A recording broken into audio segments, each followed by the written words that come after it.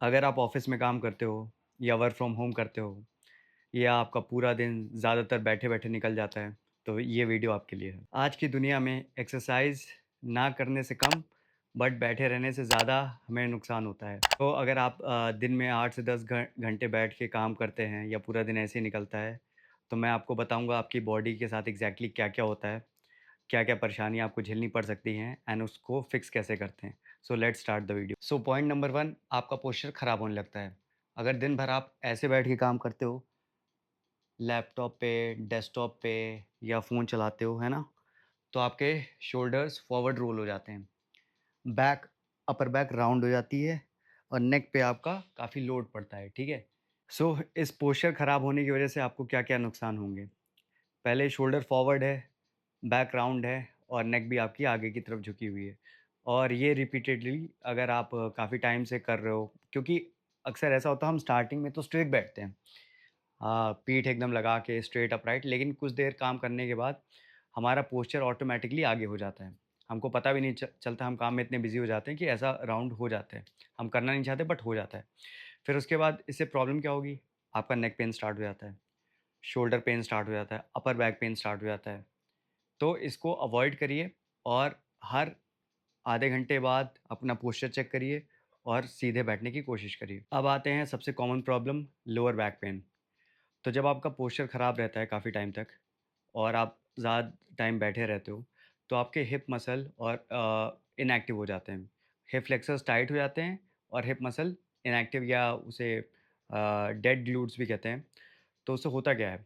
भाई ज़्यादा देर बैठे हो, हिप फ्लेक्स पोज़ीशन में है, फिर आप जब उठोगे या वॉक करोगे तो क्या है ना, पोस्चर ऑलरेडी ख़राब है, राउंडेड है और हिप्स अपना काम नहीं कर पाएँगे, तो कहाँ जाएगा लोड? आपके लोअर बैक पे। तो लंबर स्पाइन पे जब लोड जाएगा तो आपका लोअर बैक पेन स्टार्ट होने लगेगा। ज़्यादातर लोगों को लगता है उनकी बैक वीक हो गई है, बट प्रॉब्लम बैक में नहीं, प्रॉब्लम ग्लूट्स में है। तो अपने ग्लूट्स को रेगुलरली स्ट्रेच, हिप फ्लेक्सर्स को स्ट्रेच करिए और ग्लूट्स को भी अपना स्ट्रॉन्ग बनाइए। सो हमारा थर्ड पॉइंट भी हिप से रिलेटेड है, क्योंकि सारी चीज़ें इंटरकनेक्टेड है। तो जैसा कि मैंने बताया कि ज़्यादा देर बैठने से आपके ग्लूट्स इनएक्टिव हो जाते हैं, ठीक है? एंड अगर आप प्रॉपर स्ट्रेंथनिंग या स्ट्रेचिंग वगैरह नहीं कर रहे हो, तो क्या होता है, आपका बॉडी मैकेनिक्स ख़राब हो जाता है। भाई आजकल लोग डीप स्क्वाट क्यों नहीं कर पाते हैं? पहला कारण है कि आपके वेस्टर्न टॉयलेट्स, ठीक है? तो आपको आदत ही नहीं है डीप बैठने की, या आप खुद सोचो, पूरे दिन में आप किस एक टाइम डीप स्क्वाट में बैठते हो? भई ज़्यादातर आप अगर ऑफ़िस में हो तो चेयर पे बैठे हो, घर पे हो बेड पे बैठे हो, चेयर पे बैठे हो, सोफ़ा पे बैठे हो। टॉयलेट भी आजकल वेस्टर्न हो गए हैं, तो उससे अब इंडियन टॉयलेट का फ़ायदा क्या था कि हम डीप स्क्वाट में बैठते थे, तो वहाँ पे हमारी एंकल मोबिलिटी अच्छी रहती थी, हिप मोबिलिटी अच्छी रहती थी। बट आजकल ऐसा नहीं है। तो उससे क्या होता है कि अल्टीमेटली आपके पोस्चर ख़राब होता है एंड फिर लोअर बैक स्ट्रेस, है ना? एंड आपकी रेंज ऑफ मोशन कम हो जाती है। तो ज़्यादातर जो लोग ऑफ़िस में बैठे रहते हैं उनको mobility, hip mobility drills and stretching अपने रूटीन में ज़रूर ऐड करनी चाहिए। अब आते हैं पॉइंट नंबर 4, फैट लॉस की। तो फैट लॉस आपका अल्टीमेटली कम हो जाता है। अब वो कैसे? अब जैसे जो लोग जिम जा रहे हैं या वेट लॉस या फैट लॉस के गोल पे हैं, तो 1 घंटा वो जिम करके आ जाते हैं एंड बाकी 23 घंटा इनएक्टिव हैं। इनएक्टिव कैसे हैं? 10-12 घंटे ऑफ़िस में बैठे हुए हैं। ट्रांसपोर्टेशन, आने-जाने के टाइम कार में बैठे हैं या व्हीकल जो भी है उसमें जा रहे हैं एंड बिल्डिंग में ऊपर-नीचे जाने के लिए लिफ्ट यूज़ कर रहे हैं। तो आपका डेली ओवरऑल मूवमेंट कम हो जाता है। तो इसका एक टर्म है NEAT, non exercise activity thermogenesis. तो ये वो चीज़ें होती हैं जो आप एक्सरसाइज़ेज़ के अपार्ट अपने रूटीन में आप ऐड करते हो, वो फिज़िकल मूवमेंट्स।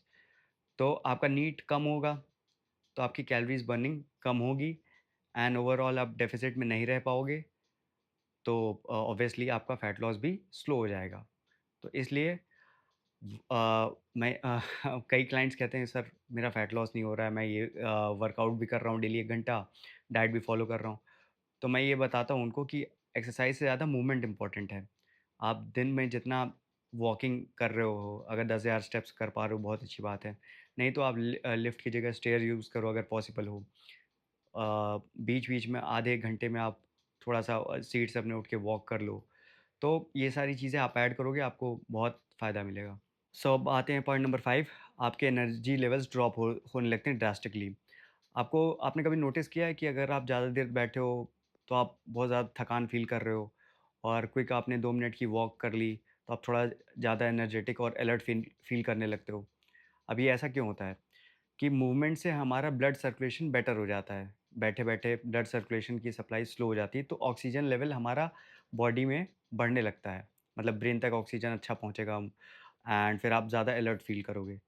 तो इसलिए 2 मिनट की वॉक भी कभी-कभी कॉफ़ी से ज़्यादा आपको अलर्ट कर देती है। सो आते हैं अपने लास्ट पॉइंट पे। अगर लॉन्ग टर्म आपका शेड्यूल ऐसे ही रहता है, मतलब आप दिन भर बैठे रहते हो, मूवमेंट कम है, एक्सरसाइज़ नहीं करते हो, मतलब एक्टिव नहीं हो, बस आप ऑफ़िस आते हो, काम करते हो, निकल जाते हो और मूवमेंट आपका ऑलमोस्ट ज़ीरो है, ना स्पोर्ट्स खेलते हो, ना कुछ। तो इसके लॉन्ग टर्म इम्प्लिकेशंस क्या हो सकते हैं या लॉन्ग टर्म में आपको क्या प्रॉब्लम आ सकती है?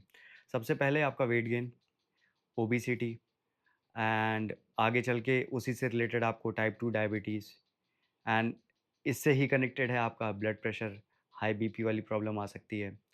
तो ये सारी चीज़ें लॉन्ग टर्म में आपको इम्पैक्ट कर सकती हैं हेल्थ में। तो मैं ये नहीं कह रहा हूँ सिटिंग ही मेन आपका प्रॉब्लम है, but sitting with no movement is the problem. So ये थी प्रॉब्लम्स, अब सॉल्यूशन पे बात करते हैं। सॉल्यूशन बहुत सिंपल है। आपको हर आधे 1 घंटे में उठना है एंड वॉक करके आना है 2 मिनट। अपने शोल्डर्स को थोड़ा-सा रोल बैकवर्ड्स करना है। नेक की मोबिलिटी करनी है थोड़ी-सी, है ना? चिन टक्स वगैरह, बहुत सी रूटीन है आपको यूट्यूब पे मिल जाएँगे, नहीं आप कमेंट कर देना, मैं बना दूँगा, है ना? एक वीडियो उसके लिए स्पेशली कि क्या मोबिलिटी रूटीन आपको अगर आप ऑफ़िस में हैं, तो आपको फ़ॉलो करनी चाहिए। दूसरा, आप स्ट्रेंथ ट्रेनिंग स्टार्ट कर दो अपने रूटीन में, ठीक है?